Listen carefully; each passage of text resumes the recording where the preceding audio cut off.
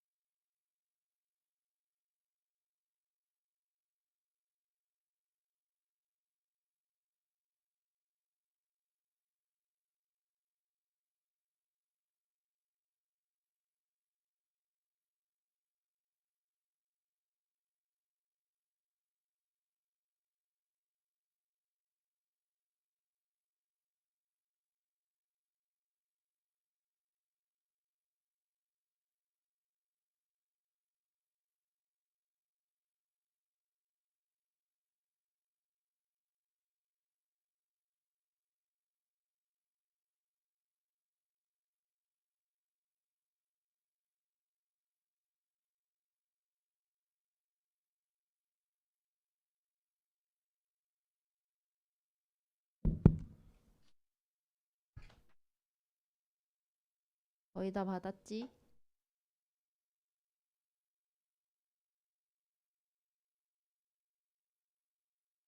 복님 책인데? 복님반이야? 아, 시즌 제로 때? 어? 자리 지정석이니? 안녕, 시즌 제로. 응. 꽉 차네. 자리가 조금 서로 배려해야겠다. 약간 답답할 수도 있겠다.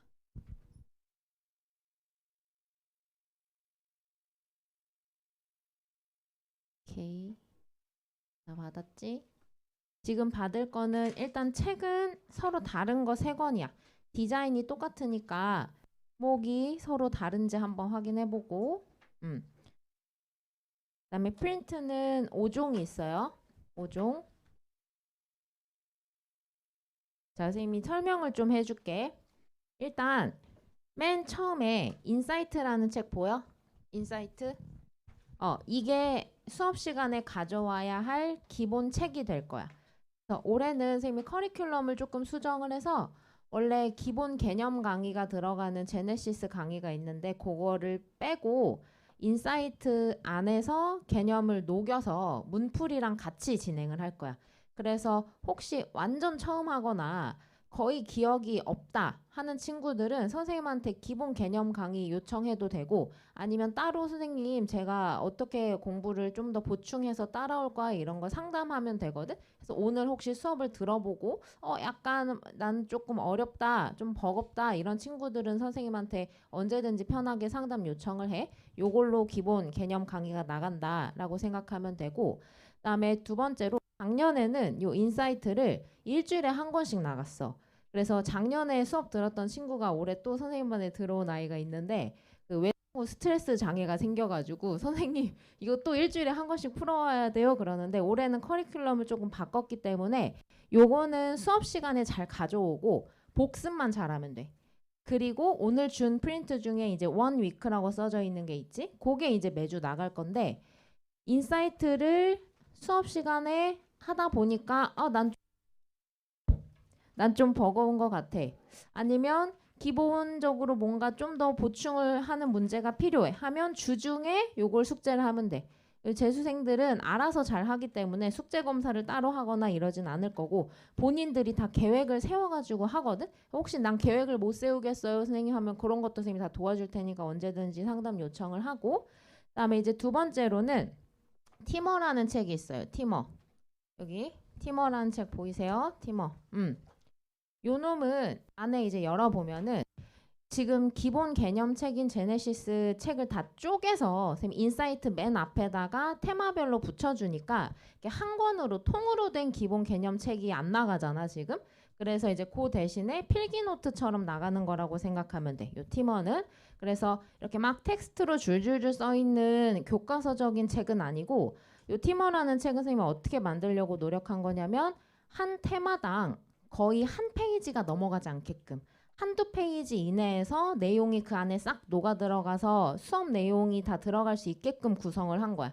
그래서 만약에 수업을 듣는데 난 좀 개념이 부족한 것 같아. 그럼 이제 중간중간 찾아보면서 뭔가 하고 싶은 마음이 들 때 요거를 가져와도 괜찮고, 아니면 선생님이 인사이트 앞에다가 제네시스 테마별로 쪼개서 개념 책도 붙여놓으니까 그거 보면서 따라와도 되고. 그래서 요걸로 뭐 단권화를 하든지 본인 마음에 드는 책 하나를 정해서 한 권에다 싹 정리하는 게 필요하니까 그 용도로 개념 처음부터 끝까지 녹여낸 책이라고 생각하면 됩니다.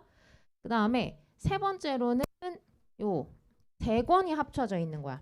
여기 지금 SOS랑 엘베랑 그 다음에 솔리디파이 세 개가 합쳐져 있는데, 원래는 요게 이제 따로따로, 네, 그 뒤에다 놔두시면 제가 챙겨갈게요. 감사합니다. 따로따로 세 권이거든. 근데 이제 올해 요 교재 제작 시스템 중에 50페이지 야 조금 얇은 게 나가는 책들이 안 집히는지 그게 이제 불가하다고 답변을 받아가지고 서로 다른 세 권을 합쳐놓은 거거든. 근데 이제 여기 열어보면 컬러가 달라서 좀 구분이 되는데, 맨 앞에는 SOS야. 그래서 열어보면은 빈칸이야. 빈칸. 그래서 지금은 나 지구과학 개념을 뭘 공부를 해야 되나? 난 다 아는 것 같은데. 그냥 문풀이나 하지 뭐. 지금은 이런 생각이 드는데, 공부를 하면 할수록 공부의 깊이가 깊어질수록 개념을 한번 싹 돌려야 되겠다는 생각이 꼭 들어. 본인들이 아마 스스로 느끼게 될 거야. 그럴 때 한 번씩 쭉 흐름을 타고 그냥 한 번에 개념을 백지복습하는 느낌. 사실은 이제 백지복습을 하는 게 제일 좋지. 그냥 정말 빈 A4 종이에다가 거기다가 내가 아는 내용 다 쓰고 하는 게 제일 좋은데, 조금 힘들고 귀찮을 수 있잖아. 근데 그런 거를 위해서 개념 복습을 하라고 빈칸을 뚫어놓은 거고, 이거는 이제 활용법이, 예를 들면 우리가 지금 가장 가까운 모의고사가 3월 말이야. 덕프 모의고사도 있고 아니면 뭐 교육청 모의고사도 있는데, 우리가 교육청 모의고사는 실제로 이제 안에서 실험을 치르지는 않고 시험지만 나가는 형태고, 덕프는 우리가 풀 모의고사로 한 번씩 이제 보잖아.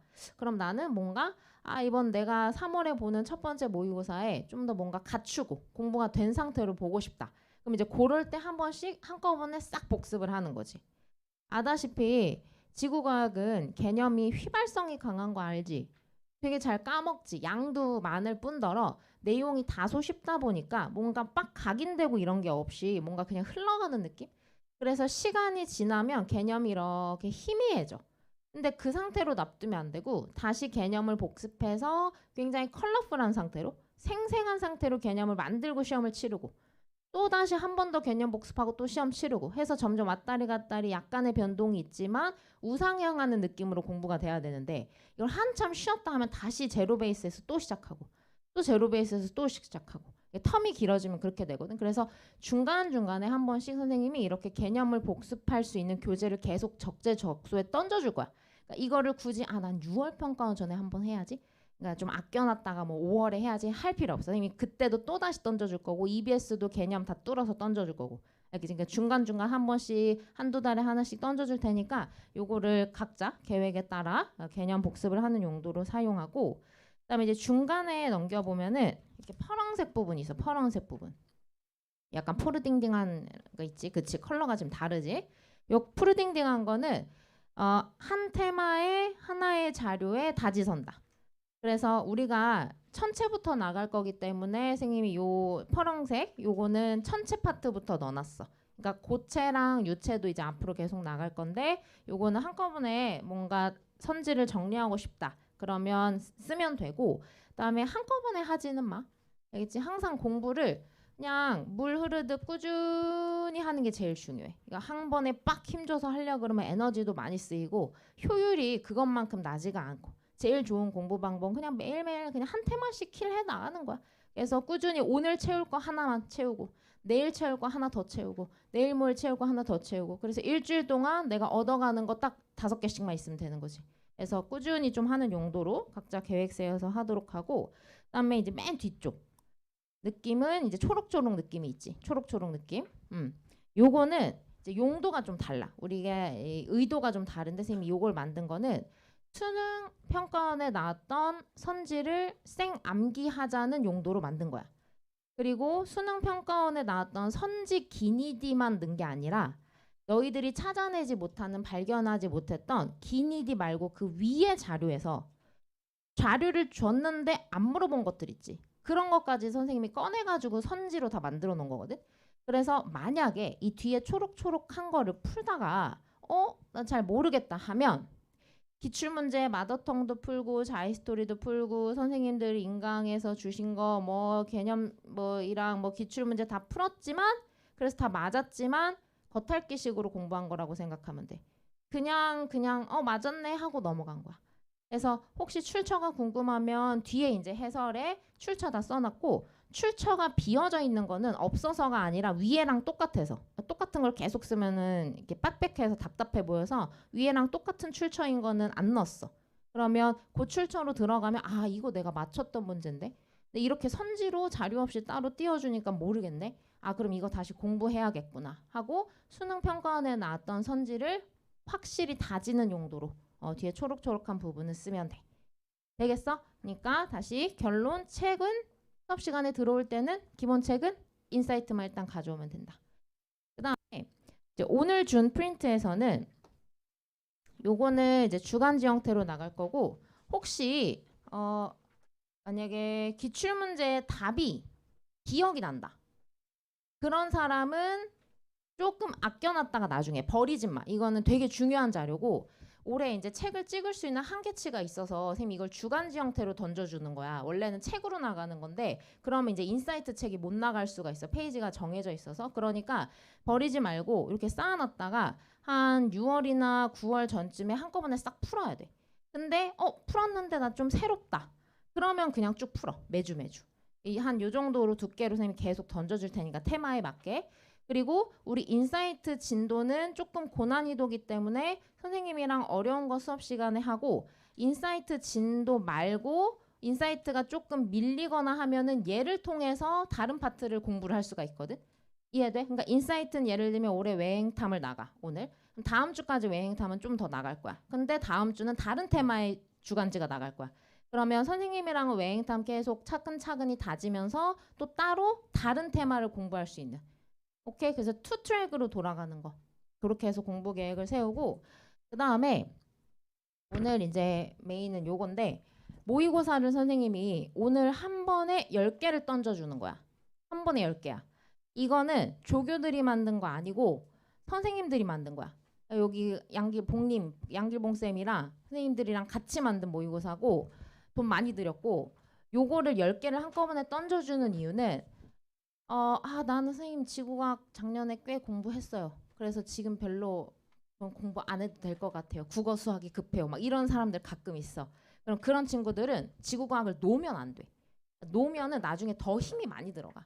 놓지 말고 일주일에 하나 정도씩 모의고사 한 개를 푸는 거야. 이 지구과학이 되게 좋은 게 뭐냐면 모의고사 하나 푸는데 30분 정도 걸리지. 뭐 그거 오답 체크하고 하는데 뭐 한 30분에서 조금 길면 1시간 잡는다고 하자. 그럼 그 정도 시간만 투자하면 일주일에 전 단원을 빠르게 복습할 수 있어.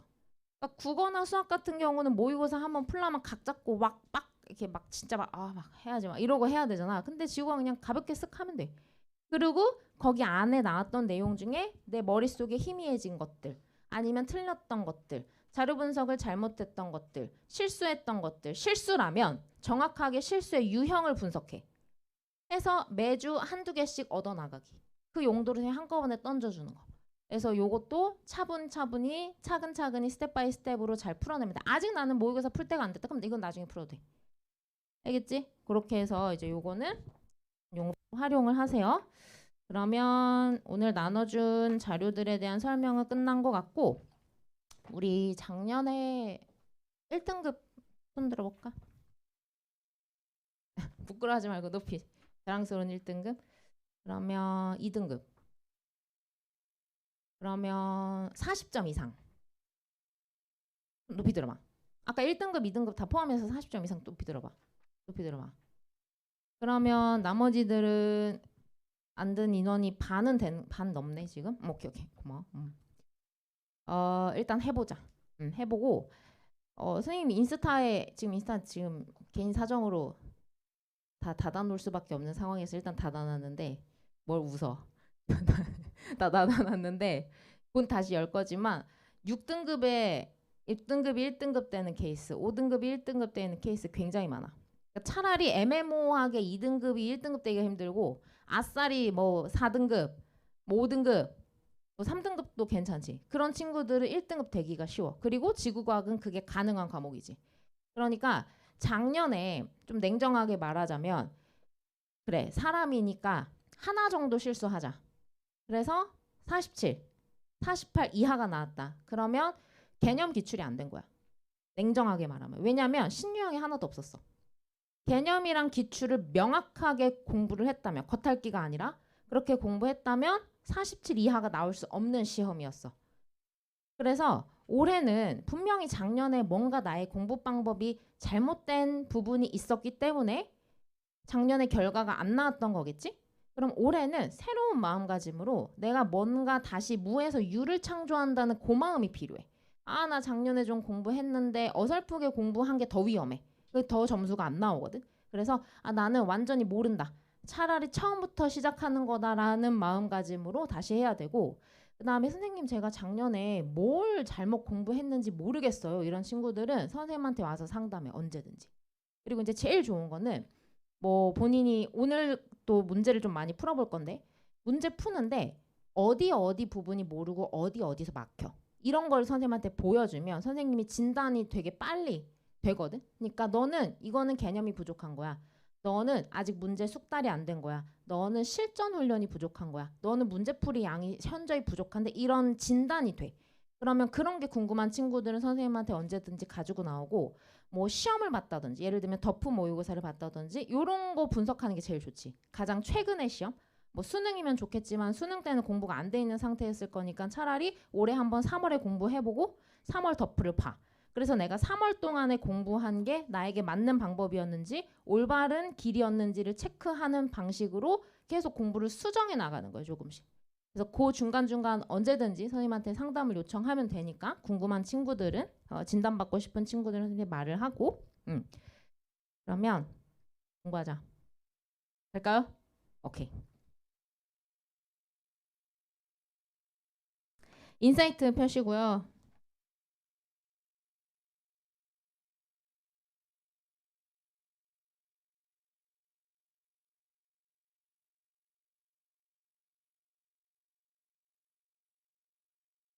맨 앞에는 약간 푸릇푸릇한 느낌으로 요게 이제 개념. 어디가? 지금 온 거야? 아니야? 개념. 요게 이제 개념 책이야. 그래서 그 개념 파트를 잘 모르겠다 하면 앞에 뒤적뒤적 하면서 좀 외우면서 하고 우린 이제 바로 어디로 넘어가냐면 22쪽.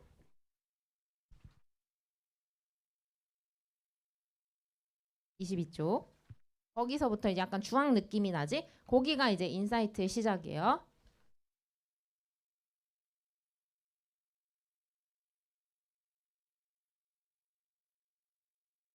뭐 중간중간 선생님이 계획한 건 있어. 지금 계획하는 거는 일단 이렇게 주간지 두꺼운 거, 더블로 된 거. 이제 원래 중철로 나가면 좋은데 중철이 안 돼서 이렇게 더블로 된 거 두꺼운 거 하나 나가고 그 다음에 매주 모의고사 하나씩 나가고 이렇게 뿌려주면은 가장 깔끔하게 자료가 나가는 것 같아서 내 계획은 그렇거든. 근데 이제 중간에 선생님이 뭐 더 했으면 좋겠어요. 아니면 뭐 좀 어려운 문제를 더 주세요. 쉬운 문제를 더 주세요. 아니 문제 그냥 양치기하게 문제를 연락 더 많이 주세요. 뭐 이런 거 언제든지 선생님한테 피드백해. 알겠지? 그럼 이제 학생들 의견 수용해서 선생님이 계획한 바가 있지만 수정해서 조금씩 계속 학생들이 요청하는 해주거든.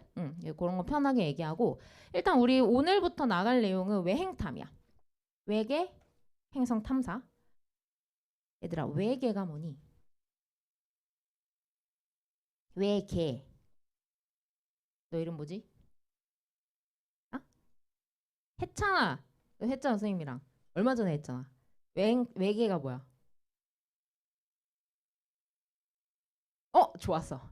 다른 행성. 자, 외계가 뭐냐면 태양계의 바깥에 있는 행성을 탐사하고자 하는 그 방법론을 배우는 단원이야. 자, 그런데 문제는 뭐냐면 태양계 내에 있는 행성도 수, 금, 지, 화, 목, 토성까지밖에 안 보여. 과학관 같은 데 가서 토성 본 적 있어? 망원경으로? 본 적 없어? 본 적 있는 사람도 있고 그치? 실제로 그냥 지상에서 망원경만 이렇게 보면 토성의 고리까지 굉장히 또렷하게 보여.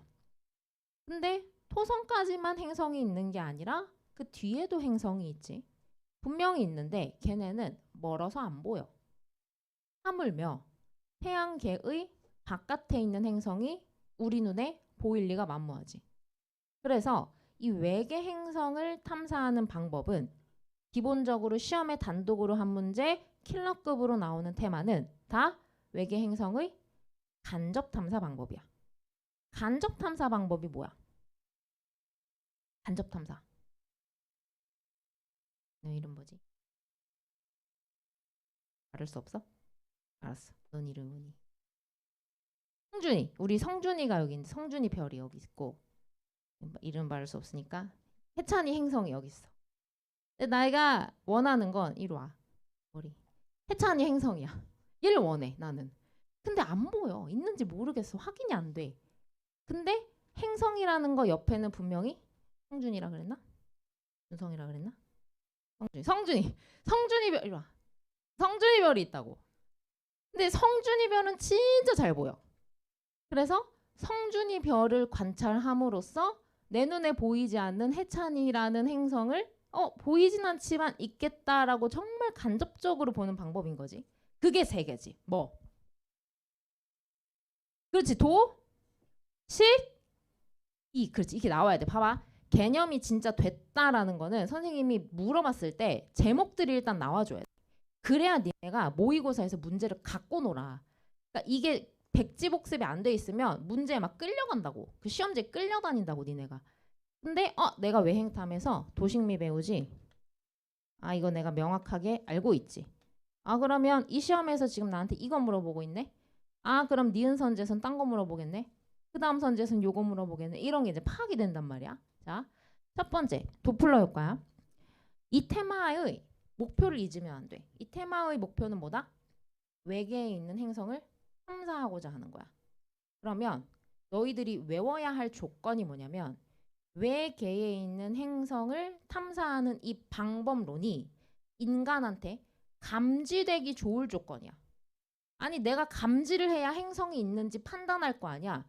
감지가 안 되면 행성이 있는지 어떻게 판단해? 어려울 거 아니야.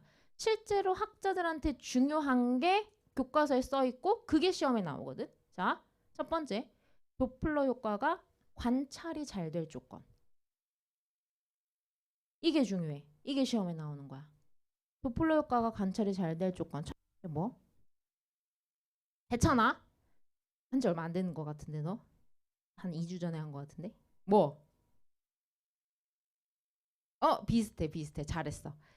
해찬이가 지금 말한 게 공전 속도가 높아지는 거래. 자, 그럼 선생님은 좀 더 근원으로 들어가서 그 공전 속도가 커지려면 어떤 조건이 필요할까? 첫 번째로 그렇지. 잘했어. 행성의 질량이 클수록 땡큐. 행성의 질량이 클수록 땡큐. 두 번째. 잘하네. 행성과 항성 사이의 거리가 가까울수록 땡큐. 얘들아, 이 두 조건은 행성이 별에 가하는 인력을 크게 만든 조건이야. 질량은 지랄해. 질량은 언제나 중력이라는 힘을 낼 수 있거든. 행성의 질량이 커지면 별을 잡아당기는 힘이 좀 세져. 다시. 행성과 항성 사이의 거리가 가까워지면 거리가 멀면 내가 해찬이를 잡아당길 수 없지만 거리가 가까우면 이리 와. 거리가 가까우면 확 잡아당길 수 있잖아. 그치? 거리가 가까우면 항상 힘이 세지는 거지. 그러니까 이 두 조건은 뭐다? 행성이 별에 가하는 인력이 커질 조건인데 그 인력이 커진다는 것은 별의 공전 속도를 빠르게 할 수 있는 요인이 돼. 왜? 별이 있는데 미미하긴 하지만 행성이 별을 잡아당기는 행성 방향으로 중력이 작용해. 만약에 별이 가만히 있다면 행성한테 끌려 들어갈걸? 그런데 별이 공통 질량 중심을 중심으로 원운동을 하고 그 원운동에 의해서 발생하는 원 바깥쪽으로 튀어져 나가려는 이 원심력이라는 힘이 평형을 이룬 상태로 얘는 계속 원운동을 해. 그런데 만약에 행성의 인력이 세진다. 그러면 행성 방향으로 잡아당기는 힘이 세지지. 만약에 이 상태로 별이 돌잖아? 그럼 행성한테 끌려 들어갈 거야. 그래서 행성은 힘이 강해지면 별 역시 더 빠른 속도로 돌면서 별이 공전하는 속도와 원심력은 비례하기 때문에 원심력이 커지면서 별이 뱅글뱅글 공전을 할 수 있게 되는 거지. 별의 속도가 빨라질 조건이야. 그래야 인간이 감지하기 좋지 않겠어? 왜? 속도는 작수에 나왔지? 뭐에 비례해? 빛의 속도 곱하기 람다 제로분의 델타 람다. 잘 봐. 이게 빨라질 조건이야. 그러면 파장 변화량이 그에 비례하니까 역시 커지겠지. 인간이 감지하기 좋지 않겠어? 원래는 500나노미터에 찍혀 있어야 할 흡수선이 있어. 근데 500나노미터에 찍혀 있지 않고 550으로 가 있다.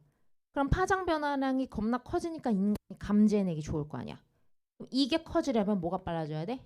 별이 도는 속도가 빨라져야 돼. 여기까지 됐어? 자, 근데 복병이 하나 있지. 세 번째. 괜찮아? 세 번째. 아? 뭐라고? 행성 질량 여기 있다. 알았어. 당황스럽지 않게 할게. 그렇지. 뻑큐 노노. 뻑큐 노노. 뻑큐가 뭐야? 그렇지. 밥을 한 번만 실험할게요. 자, 여기 지금 공계면 있다. 공전궤도면 여기서 이렇게 뱅글뱅글 돌고 있어. 여기 피자 한 판 여기 이건데 이러면 너희들의 시선 방향이라면 그렇지. 잘하고 있어. 지금 선생님을 보는 이 똘망똘망한 눈가에서 나오는 레이저. 그 레이저가 시선 방향이야. 시선 방향과 이 공궤면은 나란해 안 나란해?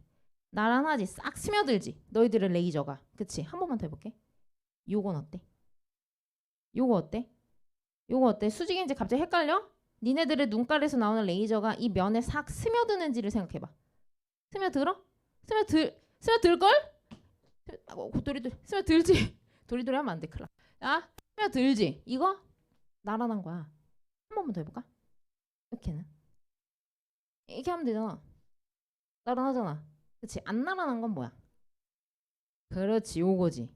이러면 너희들의 눈깔이 이렇게 나오는데 그거랑 얘랑 한 30도 45도 하다가 90도 되면 이렇게 되는 거지. 여기서 이렇게 뱅글뱅글 돌면 아무리 별이 공전하는 속도가 빨라도 도플러 효과가 관측이 안 돼. 자, 수정할게. 선생님이 아까 얘를 돕기 위해서 공전 속도라고 얘기했지만 사실은 그냥 공전 속도가 아니야. 여기서 말하는 V는 VC야. 시선 속도. 근데 눈깔 방향에 나란한 속도 벡터가 중요해. 그러니까 벡터 분해를 할 줄 알아야 돼. 시선 속도가 중요한 거야. 내 눈깔 방향으로 다가오거나 멀어지는 속도 벡터.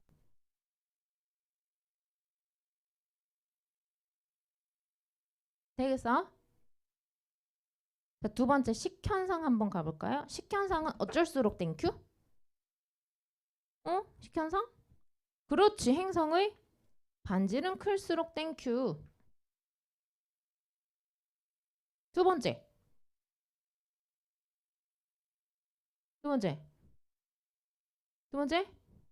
너 작년에 진짜 없었어?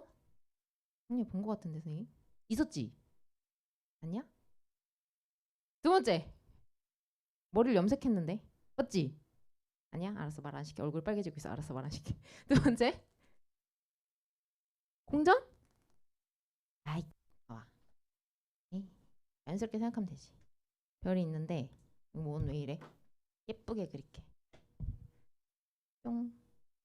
자, 행성이 뽕 지나간 거야. 자, 다들 지금 과학자 마인드로 과학자한테 감정이입을 해봐. 지금 내 이름을 딴 응? 해찬 행성을 발견하기 직전이야. 내가 뭔가를 연구하고 있었는데 내가 진짜 식현상을 본 것 같아. 그래서 내 평생을 다 바쳐서 내 이름을 딴 행성을 찾아내리 하고 이제 얘를 계속 관찰하는데 내가 10년을 바치고 20년을 바치고 30년을 바치고 아씨 자 지금 죽을 때가 됐는데 몇 살까지 살고 싶니 예찬아? 100살? 맞아 100살 100살까지 내가 사는데 식현상이 돌아오질 않아. 이러면 굉장히 곤란하지 않을까? 내가 확증할 수가 없잖아. 그러니까 이러한 측면에서 무엇이 좋아? 주기가 빨리빨리 돌아올수록 좋지. 그치? 퀴즈. 식현상을 통해 행성의 대기 성분을 분석할 수 있다. 맞아 틀려? 맞아 틀려? 맞아? 선생님 별이야. 나 얼굴 별. 나 행성이 간다. 니네들이 관측자야. 도로도로도 또 도로도로도 또도 오케이. 행성. 식현상 일어났지. 이때 너희들의 눈깔로 들어가는 별의 빛이 행성의 대기를 통과하지 않겠니? 하겠지. 그러면 행성의 대기 성분에 뭔가가 반영이 된 빛이 내 눈깔로 들어올 수 있겠지. 행성의 대기 성분 분석할 수 있겠지. 선생님은 어떻게 분석해요? 어떻게 분석해요는 학자들이 하는 거고 우리가 그것까지 알 필요는 없잖아. 되는지 안 되는지 불가 여부만 판단하면 되지. 되겠어? 그러한 측면에서는 어떻게 보면 주기가 긴 게 좋을 수도 있어. 잘 봐. 주기가 긴 것도 마냥 긴 게 아니라 적당히 돌아오는 주기 안에서라면 주기가 길다는 건 그만큼 속도가 느리다는 것을 뜻하기 때문에 그러한 측면에서 식현상이 일어나는 동안 어떠한 현상을 내가 집중 연구하고 싶다면 도움이 될 수 있겠지. 이해되겠어? 맥락을 이해해야 돼. 그냥 단순 암기가 아니라. 됐습니까? 자, 세 번째. 역시? 그렇지. 뻑큐 노노지. 돼? 얘들아 써놓고 보니까 상당히 도시기가 비스무리하네. 조건이. 첫 번째 건 물론 달라. 자, 중요. 이따 보여줄 건데. 질량과 크기는 다르지. 질량은 질량이고 크기는 크기야. 다르지만 어쨌든 행성이 뭔가 클수록 땡큐. 행성의 물리량이. 두 번째. 얘네 둘이 선생님 얘네 둘은 전혀 다른데요. 자, 이거 하나만 알아놓자. 이 공식을 활용해서 뭐 거기다 값을 집어넣어서 계산하는 건 안 나올 거지만 이걸 알아놓으면 도움이 많이 돼. A 세제곱은 그렇지. P제곱에 비례하는 이게 무슨 법칙이냐면 케플러 3법칙이야. 얘들아 너희 케플러 들어봤어 안 들어봤어? 케플러 들어봤지? 어디서 들어봤어? 물투에서 들어보면 안 되는데? 재원에서 너 물투야? 괴물 같은 애가 여기 있네? 어? 아 내신 때 했었어? 케플러 G1에서도 케플러가 나오는데? 어디서?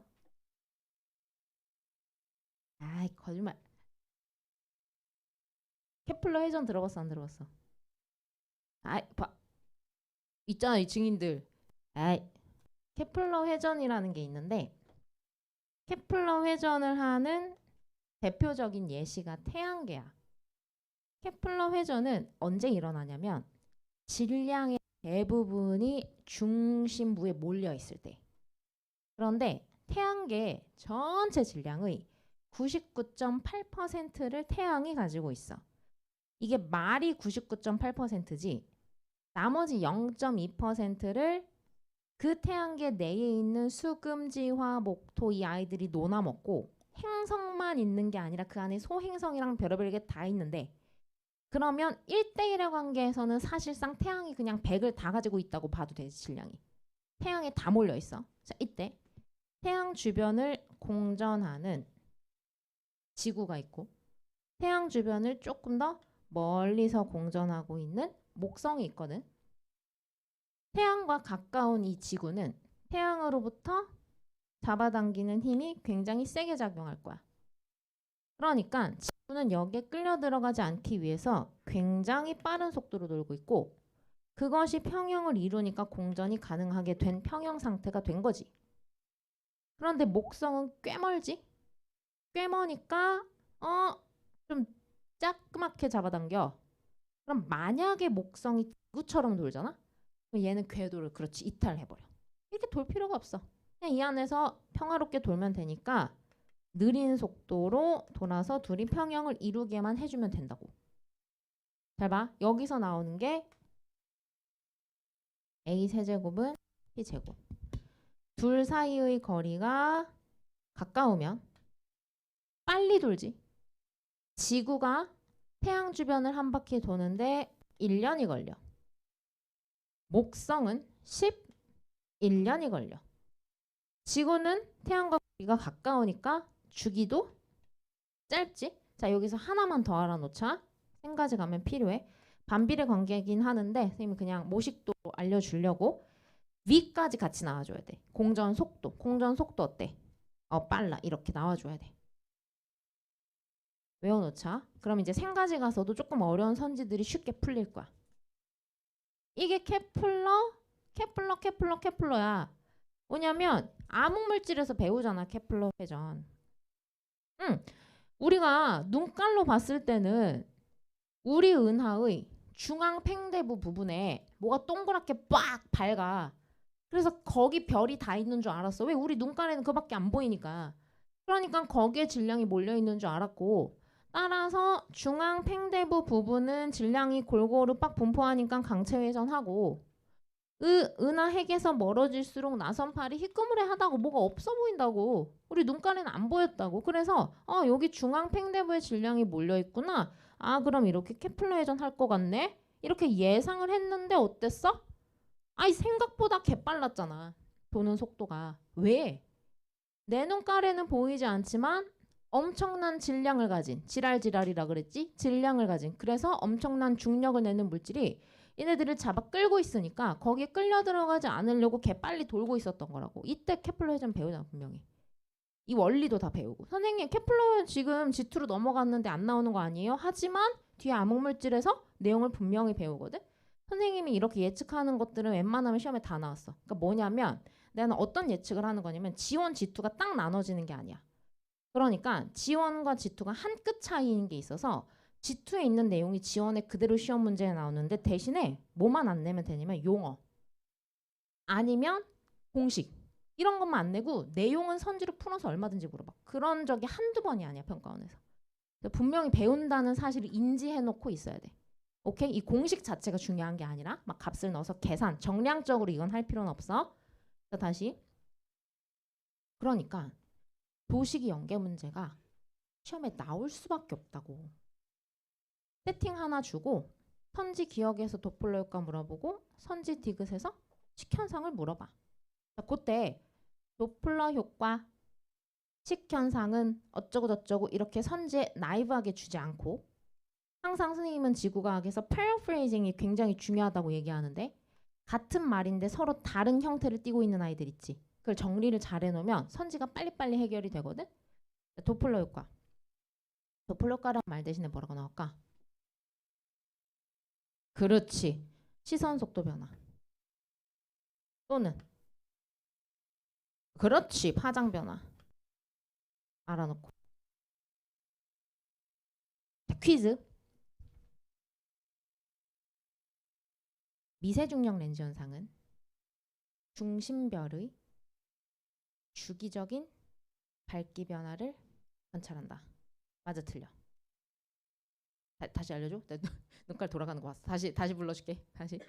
미세중력 렌즈 현상은 중심별의 주기적인 밝기 변화를 관찰한다. 맞아, 틀려? 도리도리가 나왔어요. 자, 그럼 뭐가 틀려? 뭐라고? 와, 잘한다니네. 뭐라고? 뭐라고? 주기적인도 틀렸어. 그렇지. 중심별도 틀렸지. 봐봐. 중심별의 주기적인 밝기 변화를 관찰하는 것은 식현상에 해당하는 말이고 미중래는 일단 주기가 없는 현상이야. 굉장히 발견하기 어려운 현상이야. 우연히 한번 발견하는 현상이야. 요거 자료 잠깐 한 번만 보고 갈게. 앞에 잠깐 넘어가 봐. 14쪽 봐봐.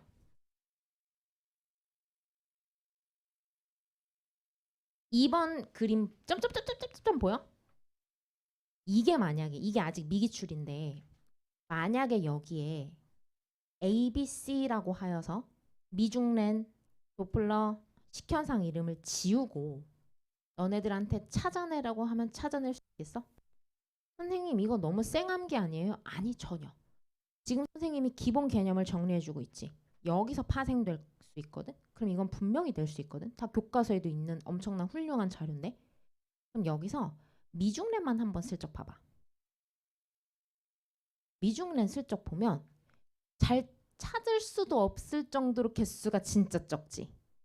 니네들이 배우는 이 순서가 학자들이 연구한 순서거든. 과학의 발달의 기본은 관찰하기 쉬운 것부터 발견해내는 거야. 그런데 미중렌은 발견하기 힘든 현상이야. 어쩌다가 우연히 한번 발견되는 현상이잖아. 밤하늘을 계속 쳐다보고 있어야 돼. 걔 앞으로 뭔가가 지나갈지 안 지나갈지도 모르는데. 그러니까 이거를 가지고 발견한 것 자체가 몇 개 없지. 미중렌 하나 킬. 그리고 나머지 두 개의 개념으로 도식이 킬. 찾을 수 있어 분명히. 다시. 그러니까 미중렌은 일단 첫 번째 주기가 없고 두 번째 앞에 말도 틀렸지. 뭐라고 고쳐야 돼? 그렇지 배경별. 얘들아 왜 배경별이? 배경별이 뭔데? 미중렌은 앞에 도식이랑은 다르게 세팅이 하나 더 필요해. 뭐냐면 앞에 도식이는 별 하나 놓고 행성 하나 놓고 관측자만 있으면 되거든. 근데 미중렌은 뒷별 등장인물이 하나 더 등장하지. 그 뒷별을 배경별이라고 칭해. 왜냐면 우주상에 있는 모든 것들은 서로가 서로에 대해서 상대적으로 움직이는데 같은 시간 동안 앞별과 뒷별의 움직임을 생각해보면 뒷별은 멀리 있기 때문에 움직임이 거의 안 보일 거야. 앞별에 비해서. 그러니까 뒷별은 배경이 되는 것처럼 뒤에 콕 박혀 있어요 해서 배경별이라고 해. 미중렌은 배경별의 밝기 변화를 관찰하지. 배경별의 밝기 변화. 그리고 앞별을 중심별이라고 하는 이유는 그 앞별을 중심으로 돌고 있는 행성을 파악하고자 하는 거거든. 그래서 앞별을 중심별이라고 하는 거야. 앞별과 뒷별이라는 말은 구어체스럽잖아. 그건 시험에 안 나와. 중심별과 배경별로 용어 정리를 잘 해놔야지. 자, 그럼 다시 갑시다. 미중렌. 미중렌이 발견이 잘 될 조건. 첫 번째. 그렇지. 얘는 뭐가 중요해? 갑툭튀가 중요하잖아. 갑자기 팍팍 튀어오르는 거. 근데 갑자기 왜 빡빡 튀어올라? 그렇지. 행성의 중력장에 붙들린 별빛이 내 눈깔로 들어오니까. 그럼 결국엔 중력이 중요한 거네? 질량이 클수록 좋겠네. 지랄지랄이니까. 맞아? 그리고 두 번째. 자, 아까 그 그래프에서 잠깐 살펴볼래? 아까 앞에 그 점점점점점 그래프 보면 미중렌 같은 경우는 앞에 도시기에 비해서 행성과 항성 사이의 거리가 상대적으로 영향을 덜 받는 거 맞는데 1에서 10 AU 정도가 좋다 해. 왜냐면 그러니까 항상 적당한 게 좋은 건데 너무 당연한 말인데 좀 설명을 덧붙이면 너무 둘 사이 거리가 가깝잖아? 그러면 별의 중력장이 엄청나게 거대하거든. 지랄지랄이잖아. 질량 중력 비례하거든. 별의 질량은 엄청나게 크단 말이야. 중력장도 크단 말이야. 그럼 행성의 중력장이 별 안에 먹혀 들어갈 수가 있어. 티가 안 나는 거지. 그리고 너무 멀면 이게 그 별과 관련이 있는 행성인지가 잘 안 보일 수 있어. 어쩌다가 우연히 떠돌이 죽은 행성 같은 게 이렇게 와서 들러붙은 걸 수도 있고 그게 정말 돌아오는지 보지 못할 수도 있고 주기가 너무 느리기 때문에. 그래서 항상 적당한 게 좋다 이렇게 돼.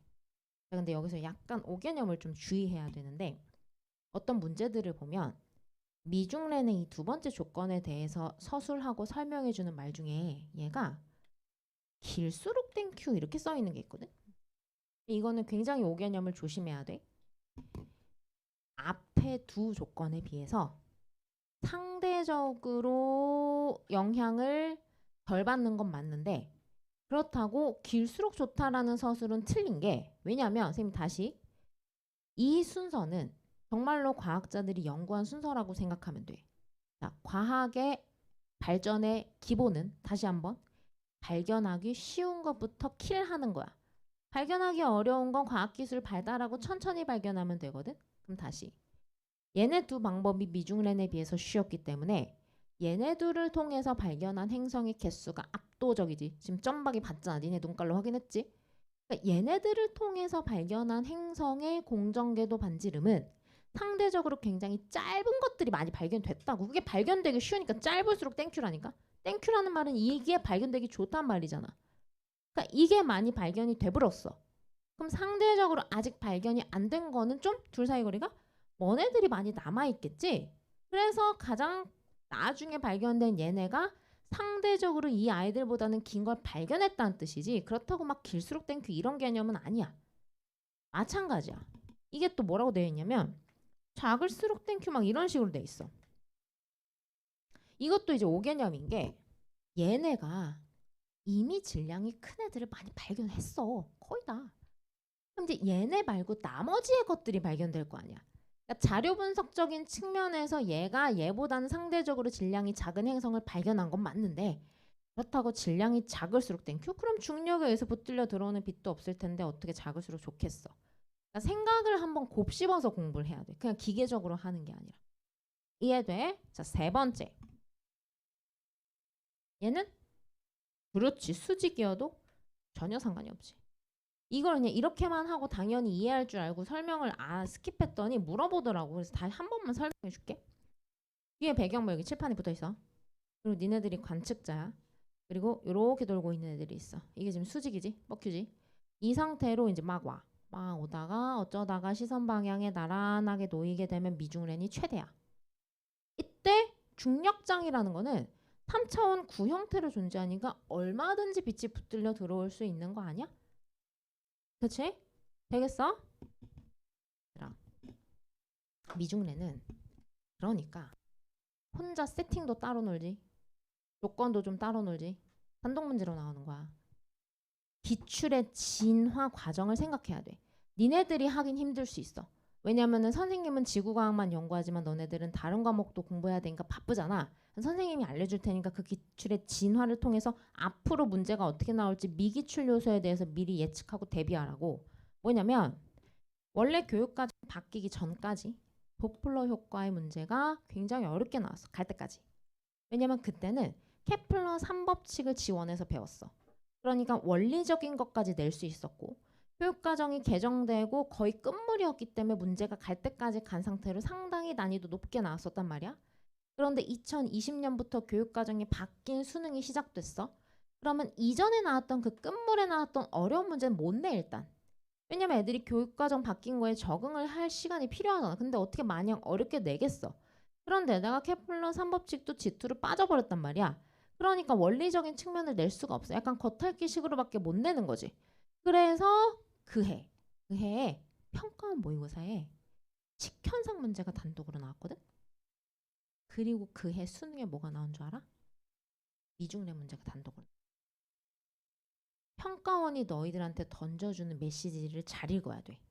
평가원 모의고사 보고 나 잘 봤다 다 맞았네 오케이 이렇게 넘어가면 절대 안 되고 그 맞은 문제와 함께 배우는 격가지 같은 옆에 있는 개념들을 같이 채워놔야 수능이 대비가 되는 거야.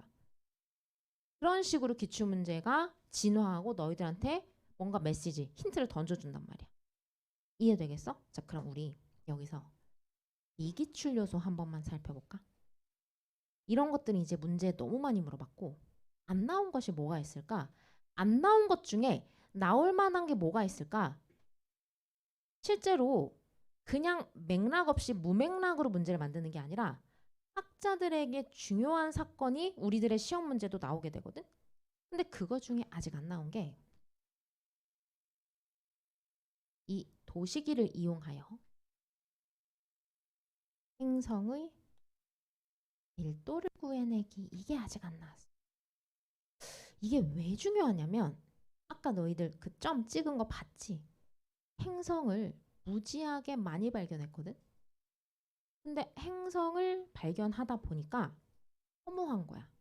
왜냐면 우주가 얼마나 광대한데 거기에 행성이 얼마나 많겠어. 근데 그 행성을 다 발견하는 게 목표가 될 수 있어? 그럴 필요도 없고 그럴 이유도 없고 비효율적이고 결국에 인간이 행성을 탐사하고자 했던 궁극적인 목표가 뭐야?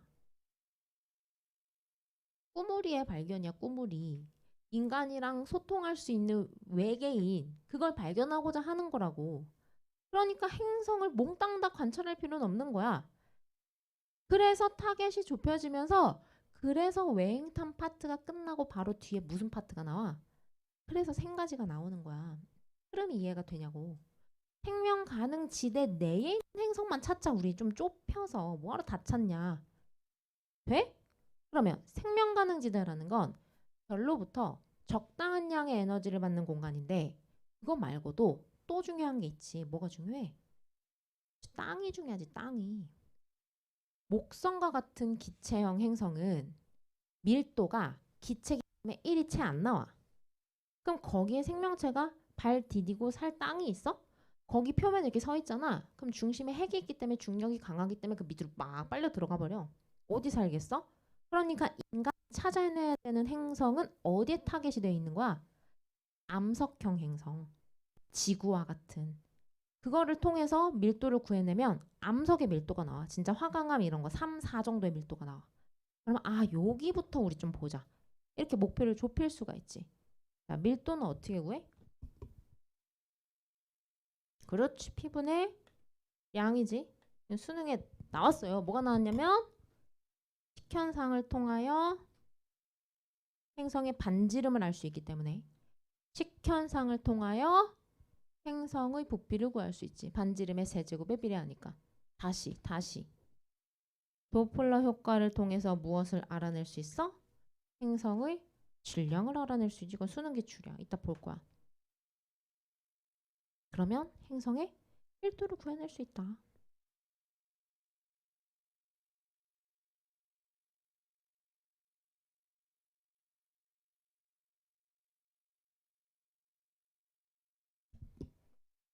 됐습니까? 얘들아, 문제 하나 풀어볼까? 23쪽. 선생님이 얘기한 개념을 잘 기억해서 0.1초 만에 선지를 풀어내려고 노력해봐. 빠르게. 그 문제.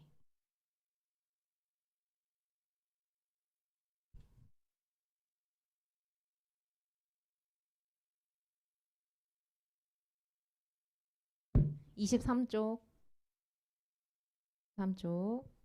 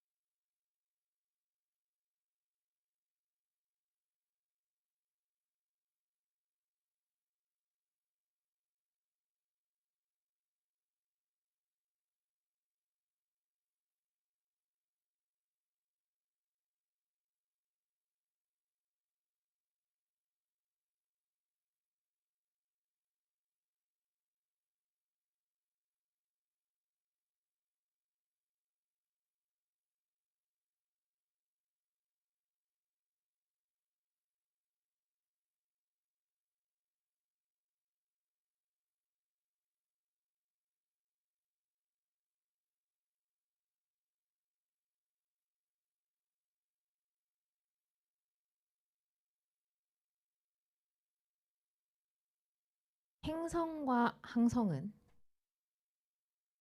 중력에 의해서 보이지 않는 인력에 의해서 서로 묶여있는 관계. 그래서 그 둘의 상호 공전을 파악할 때 제일 좋은 게 이 막대기야. 이 막대기 끝에 별이 달려있고 행성이 매달려 있다고 생각해. 둘은 정말로 이렇게 막대기로 연결되어 있는 것처럼 보이지 않는 인력으로 연결돼 있어. 그러면 선생님 손가락 공질 중 공통 질량 중심을 중심으로 별이 한 바퀴 돌 때 행성도 한 바퀴 돌지. 그리고 둘은 필연적으로 공전 방향이 같을 수밖에 없지. 인간이 봤을 때는 서로 잠시 그 순간 반대 방향으로 움직이는 것처럼 보이는 것뿐.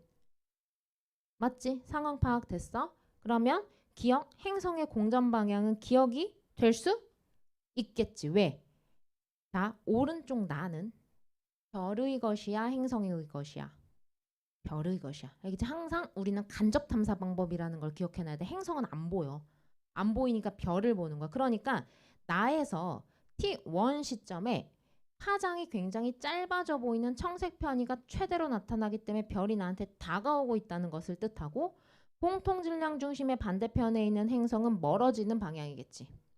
이해되겠어? 문제에서 절대 놓치지 말아야 될 게 어제도 굉장히 어떤 아이가 질문을 했는데 선생님한테 질문을 매우 잘했어. 그 아이는 굉장히 초보적인 질문을 했는데 그런 걸 질문을 하니까 선생님이 그 아이의 상태가 파악이 되는 거야. 그 아이가 뭐라고 질문했냐면 선생님 저 기억을 못 풀겠어요. 그래. 선생님이 기억을 설명 안 하고 나머지 디은 디귿으로 바로 넘어갔거든. 그랬더니 걔가 따로 질문을 온 거야. 그래서 뭐가 안 되니? 그랬더니 그냥 모르겠어요. 그래. 그래서 네가 모르는 걸 정확하게 얘기해봐. 그랬더니 선생님 제가 T1이 파장이 짧은 것까진 알았어요. 그런데 그 뒤에 뭘 어떻게 찾아내야 될지 모르겠어요. 그러는 거야. 그 아이가 못한 게 뭐냐면 그 아이는 문풀량이 없었어. 그래서 문제 발문을 읽고 그 문제 발문을 문제 자료에다가 적용하는 연습이 안 돼 있던 거야. 너는 문제풀이가 안 됐구나. 작년에 어떻게 공부했어? 그땐 기출문제집만 풀었대. 문제풀이가 전혀 안 돼 있는 거지. 이해돼? 자, 문제 발문에서 제일 중요한 말이 뭐냐면 A에서부터 1회 공전하는 동안 이런 거 놓치면 안 된다고. A에서부터 1회 공전하는데 T1, T2, T3, T4, T5를 보면 마디가 4개야. 그럼 한 바퀴 공전하는 360도를 4로 나누면 90도 간격으로 제시해 준 거잖아. 이런 걸 놓치면 오래 걸린다고. 문제가 안 풀리고. 이해되겠어? 기억은 그렇게 하고 넘어가고 봐봐. 니은은 선생님이 꿀팁 하나만 알려줄게요. T3, T4, T5 나에 이렇게 있잖아. 에다가 이렇게 써놔. 적, 식, 청. 이거 개꿀팁이야. 이거 알아놓으면 선지가 개빨리 풀려. 0.1초 만에. 선생님 0.1초 컷 선지들이라고 얘기하는데 적식청. 적, 식, 청. 적색편이, 식현상, 청색편이. 뭐냐면 이 막대기 끝과 끝에 매달려 있는 행성과 항성을 재현해내기 제일 좋은 신체 구조 뻐큐어 엄지야. 이게 뭐냐면 시험 볼 때 엄지를 행성으로 잡고 뻐큐를 별로 잡아. 야 이거 선생님한테 그렇게 하면 큰일 나. 선생님한테 여기 살짝 비껴서 이쪽으로 이렇게 잡아 해서 시험 볼 때 이렇게 자연스럽게 돌아가잖아. 얘네들이 같이 돌아가잖아. 이 지금 둘이 같이 상호 공전하고 있는 상태거든. 그러면 적색편이, 현상, 청색편이 상황 파악돼? 이게 공전 방향이 반대여도 항상 적식청이야. 맞지? 공전 방향 전혀 상관없어. 그래서 니은 같은 선지는 0.1초 만에 풀려야 돼. 적직청 이런 거. 왜 시간 단축이 필요하냐면 너네 작년에 수능의 기조가 뭔 줄 알아? 작년 6월 평가원까지는 허블 법칙 같은 문제에서 뭐보다 8나노미터 짧다. 막 이런 거 신유형. 괜찮은 문제들이 있었거든. 근데 6월 평가원이 끝나고 사교육 카르텔이 터졌어. 그래서 9월 평가원부터 신유형을 못 내게 생긴 거야. 그래서 9월 평가원부터 사용하던 기법이 뭐냐면 1+1이야. 그러니까 뭐냐면 기존 문제에서는 하나만 물어봤어. 근데 1+1으로 한 문제에서 2개를 묻는 거야. 똑같은 걸 2개를 묻는 거야. 더블로. 그러니까 어렵지는 않은데 좀 귀찮고 한 번 더 생각해야 되니까 시간이 좀 걸려. 그렇게 해서 시간을 끌게 만들어서 변별력을 만든 게 9월이랑 11월이야. 그러니까 지구과학은 아름답기 때문에 타임어택은 없는데 그럼에도 불구하고 지금 시간을 질질 끄는 지연하는 방식으로 시험 문제를 내니까 시간 단축이 반드시 필요해. 이런 개꿀팁들이 필요하다고. 이해됐어? 그래서 이건 빠르게 풀면 좋고 디귿도 0.1초 컷. 요런 분수 값이 지구과학에서 언제나 웬만하면 상대적 비교를 하기 때문에 자주 나오는 선지 중에 하나거든. 이럴 때는 본인이 편한 거 하나만 봐. 그러니까 우리가 저기서 배울 때 중심별의 질량에 대해서는 언급하지 않았었잖아. 그럼 만약에 공부가 된 게 내가 행성의 질량이다. 그럼 니네가 이게 편하잖아. 그럼 이것만 봐. 그럼 행성의 질량이 클수록 땡큐였잖아. 땡큐라는 게 뭐냐면 인간이 감지해내기 좋았던 거 아니야. 행성의 질량이 클수록 이게 커지는 거였는데 이게 밑에 들어가 있으니까 이건 작아져야 되지. 빠르게 파악이 돼야 돼. 이러고 있으면 시간이 부족한 거야. 지구과학은 절대 시간이 부족할 수 없는 시험이야. 오케이? 시간이 부족하다? 시험 볼 때 개념이 부족한 거야. 냉정하게 자기 자신의 상태를 파악해야 돼. 됐습니까? 다음 장 문제. 2번. 요것만 풀고 쉽게.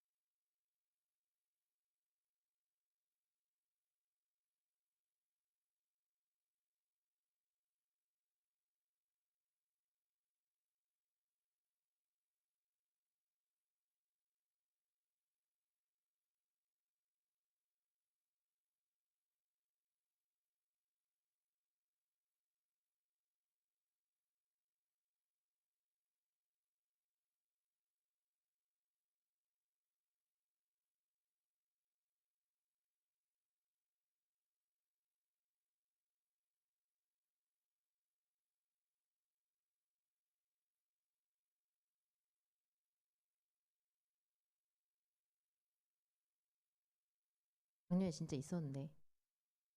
여기서 수업 들었잖아. 이 교실에서. 맞지? 네, 기억나는데. 머리만 염색하고 왔어. 얘들아, 이 문제도 봐봐. 항상 사고력 쑥쑥의 근원은 기본 개념. 가랑 나를 보니까 주기가 좀 다르다. 가는 한 4년 정도 되는 것 같아. 그치? 나는 좀 기네. 한 6년 정도 되는 것 같은데? 근데 이상한데? 둘 사이의 거리가 짧을수록 땡큐.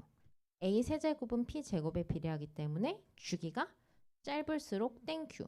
짧을수록 땡큐라는 말은 왜 짧을수록 땡큐냐면 시선 속도 값이 크게 나오니까 인간이 감지해내기 좋아서 땡큐. 그러면 나는 주기가 길어. 그럼 좋지 않은 상황이잖아. 좋지 않은 상황임에도 불구하고 지금 시선 속도 최대값이 더 크게 나와? 그러면 나는 이 조건은 만족되지 않았지만 이 조건이 부족한 걸 무마시키는 다른 조건이 있었다는 걸 뜻하지. 둘 다 나란하다고 줬으니까 상관없잖아. 이해돼? 행성의 질량이 압도적으로 큰 거야. 기본 개념으로부터 파생시키라고 응용 문제를. 뭔 말인지 알겠어? 그러면 기억 금방 해결되지. 행성의 공전은 됐고 니은. 공통질량 중심에 대한 중심별의 공전궤도 반지름은 됐고 디귿이지. 행성의 질량은 가가 나보다 크다 땡. 나가 연락 크겠네. 주기가 김에도 불구하고 그거를 무마시킬 수 있는 행성의 질량값. 됐어요? 오케이. 잠깐 쉬었다 합시다.